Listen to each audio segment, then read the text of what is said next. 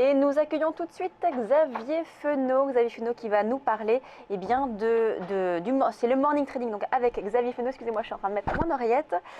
Voilà. Xavier Fenot, rebonjour. Ah, j'entends pas Xavier Fenot. Xavier Fenot qui doit nous parler du CAC 40 pour commencer, le CAC 40 qui est en hausse hier, hein, donc plus 0,22% à 4624 points. Voilà, donc je n'entends toujours pas Xavier Fenot. Alors, le CAC 40, donc 4624 points. Ce matin, le futur, on revient dessus, on est à 4721 points, plus 2%, plus 2,11% pour le CAC futur. Voilà pour le CAC futur.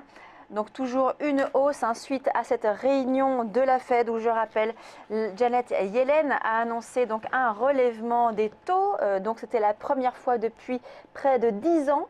Elle a exprimé en effet sa confiance dans le fait que l'économie américaine était désormais suffisamment solide et avait largement surmonté les conséquences de la crise financière donc de 2007-2009. Voilà. On retrouve Xavier Fenot. Est-ce que vous êtes là ? Oui, voilà, je vous entends, enfin. Alors, le CAC 40, on commence par le CAC, l'indice parisien. Que recommandez-vous ce matin pour le CAC ? Écoutez, je pense que la conclusion pour moi de la journée historique qu'on a vécue hier suite au relèvement des taux de la Fed, c'est plein d'usure fun, c'est-à-dire que mieux vaut être dans le sens de la tendance que de chercher les points hauts ou les points bas. Et en l'occurrence, le CAC 40 reste dans une tendance de fond haussière matérialisée par un canal ascendant vieux de 4 ans. Donc tant que cette zone des 4500 points qui a été testée du coup la semaine passée résiste, la tendance de fond restera haussière et je privilégierai toujours les stratégies d'achat sur repli ou sur franchissement de résistance. Donc à plus court terme, il y a cette zone des 4780 points qui pourrait entraîner une phase de consolidation horizontale. Mais c'est la seule résistance pour moi qu'il y a avant justement le ralliement des 5000 points, qui reste mon objectif, voire même d'ici la fin de l'année. Très bien, donc vous êtes bien optimiste parce que c'est vrai que là ça nous fait quand même un beau potentiel de hausse pour les 5000 d'ici la fin de l'année. Allez, on passe maintenant à l'indice américain, le S&P 500. Hier, on a eu une belle séance, plus 1,45%. Vous pensez qu'on va continuer sur cette tendance également ?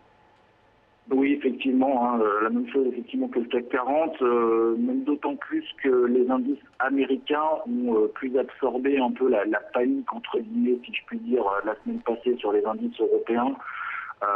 Il n'y a absolument eu aucune sueur froide sur le S&P 500. Et si on prend un peu de recul, la tendance de fond est haussière donc, sur le S&P 500 depuis 2011, matérialisée là aussi par un beau canal ascendant. Là, on est en phase de consolidation horizontale depuis plusieurs mois, entre 2130 et 1880.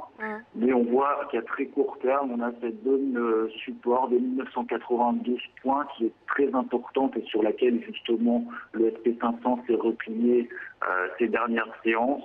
Donc je pense que là, sur le S&P 500, les plus hauts historiques vers 2130 points pourraient être atteints d'ici la fin de l'année, voire même dépassé avec un objectif, pourquoi pas, au premier trimestre 2016 de 2300 points.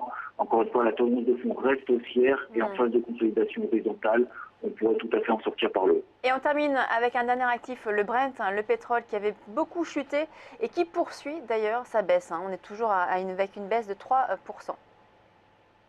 Oui, tout à fait. Aucun signe de reprise pour les cours du pétrole.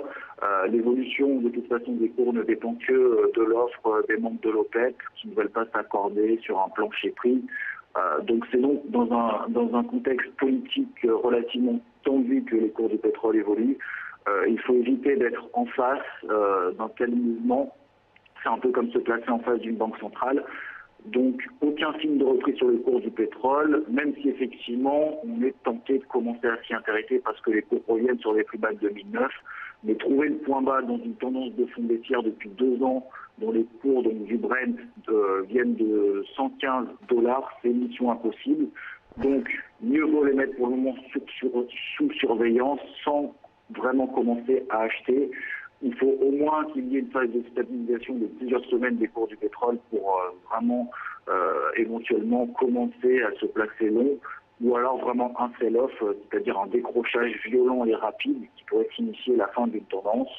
Donc attention à ne surtout pas acheter le point bas et par contre on met cette zone des 45 $, notamment sur Brent, à surveiller de près pour valider un retournement. Merci beaucoup Xavier Fenot, donc analyste chez Interactive Trading. On marque une très courte pause. On se retrouve tout de suite sur Direct Marché.